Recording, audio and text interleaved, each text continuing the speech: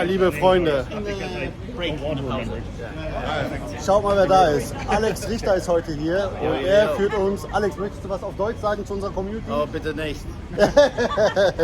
Ja, bis bald. Peace. You have the 5 waiters, and he gets knocked out at the beginning. His office used to be in this building right over here. Yes.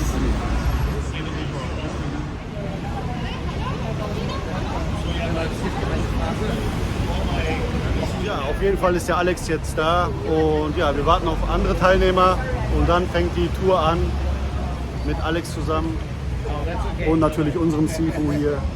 Ja. Wir freuen uns. We want to like stay nice and tight so that people can walk by and so we're not in the way and all that stuff. I will try to speak in very clear, accent-free, non-New York English. So if anyone needs a translator for German, my seeing Thomas Mannes will be so gracious to do translations. For any other languages, for Mandarin, you can come over here. I don't know, any other languages, you have to go somewhere else. Tagalog, can you do Tagalog? Oh, right, okay. Oh, perfect. But I will speak relatively slow and clearly. We're going to start easy today. We're going to do like a little walking tour here of Jordan and Yau Ma Tei and Tim Sa Choi, just to get you used to the amount of walking we're going to be doing in the next few days. So we start off a little light and every day we ramp it up a little bit. Whenever we stop for me to show you something, just like I said, always move to the side and I'll explain. This area here is the center of Kowloon. This is basically the neighborhood that Bruce Lee grew up in. His childhood home was right around the corner. I will show it to you in a moment. So this was basically Bruce Lee's hood. Grandmaster Yip Man used to hang out in this area. School was right over there. So this is really a big part of Wing Chun's history, and even the other Kung Fu styles here in Hong Kong are all kind of in this area. All right, so we're going to walk this way here. You guys will follow me. Let's go this way here. Ja Leute, wir werden auf jeden Fall coole Orte besuchen. Alex wird uns zeigen, wo Bruce Lee seinen ersten Kampf hatte mit einer Stilrichtung Choi Li Fat und es wird cool. Alright guys, gather closely.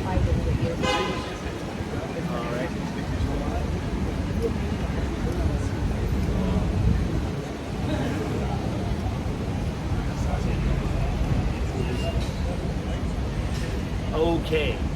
All right. So first story of the tour. So if you see this sign over here that's flapping over here, this is Fu Tak International. You see this is a Thai boxing gym here in Hong Kong. Fu Tak was the pioneer of Thai boxing in Hong Kong. In the 1970s, they started to allow full contact contests in Hong Kong, which were previously illegal. And shortly after that, Thai boxing became very popular in Hong Kong. Now, Fu Tak was one of the first Hong Kong Chinese to start practicing Thai boxing and making Thai boxing popular here in Hong Kong. But he is very famous, or I should say infamous, for one story. And that is, I don't know if you guys know who Benny the Jet Urquidez is. Benny the Jet Urquidez is an undefeated American kickboxer. Was originally a karate practitioner from Los Angeles, and then he was one of the first full contact kickboxing champions from the US. He was undefeated. Now by 1983, Benny the Jet retired from fighting, and he started to make films here in Hong Kong with Jackie Chan. Maybe you've seen Wheels on Meals or Dragons Forever. Some of the best fights that Jackie Chan had were with Benny the Jet Urquidez. Anyway, Benny the Jet was undefeated and he was retired. And he came to Hong Kong in 1983 and was on a TV show where they were talking about how he was starting to make these movies. In the audience was Fu Tak, who got up and challenged Benny the Jet Urquidez during the TV show and said, "Oh, you're not a real fighter anymore, you," and all of that stuff. And he challenged Benny the Jet on TV to a fight. And Benny, of course, he was a few years retired. He was out of shape. He was like, "Okay, but you need to give me 2 weeks to train a little bit and then I'll have the fight." And he thought it was maybe just like an exhibition match, like something kind of for fun. Well, no. They came up to Benny with a briefcase $50,000 US to fight the next day. All right, so they didn't want Benny to have any time to train because Futak wanted to be the first guy to defeat Benny the Jet Urquidez. So of course, they cheat. They get him when he's retired, when he's out of shape, and they say, okay, tomorrow we're going to fight. And of course, Benny was in a position where he didn't want to say no. So he of course said, sure, I'll take the $50,000 and fight Futak tomorrow.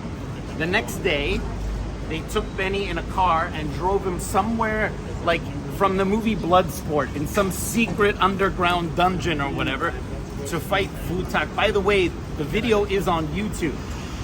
Benny, you can see he's a little out of shape. They start the match and Benny thought this is just gonna be for fun, whatever, for show.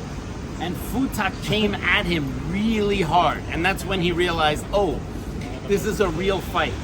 And for the next 2 rounds, Benny the Jet beat the living snot out of Futak. He beat him so badly, he had a hematoma on his head this size. He broke ribs on both sides, but Futak continued to fight. Of course, he lost, but that just shows you how badass Benny the Jet Urquidez is.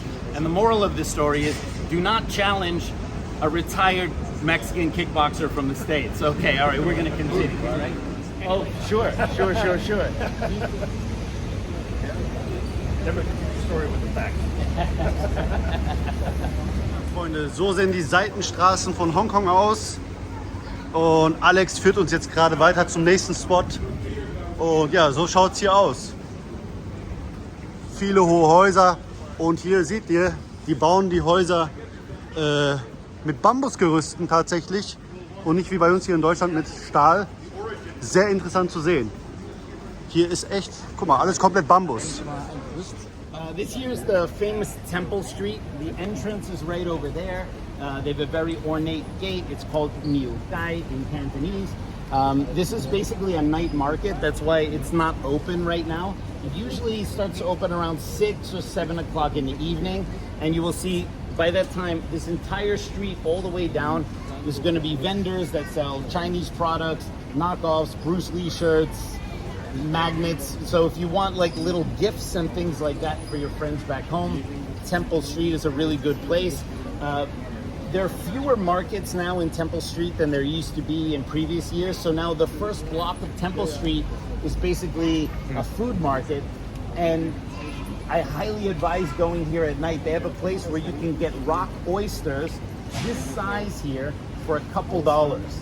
It's really good. The food here is really fantastic. And never pay whatever price they tell you for whatever, especially because most of you here are not Chinese.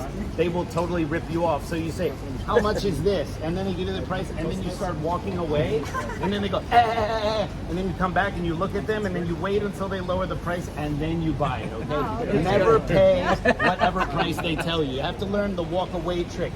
And if you're young or you're young looking, which most people here look like adults, but kids will say, hey, my mom only gave me 100 Hong Kong dollars, and if I spend too much, she's going to be mad at me.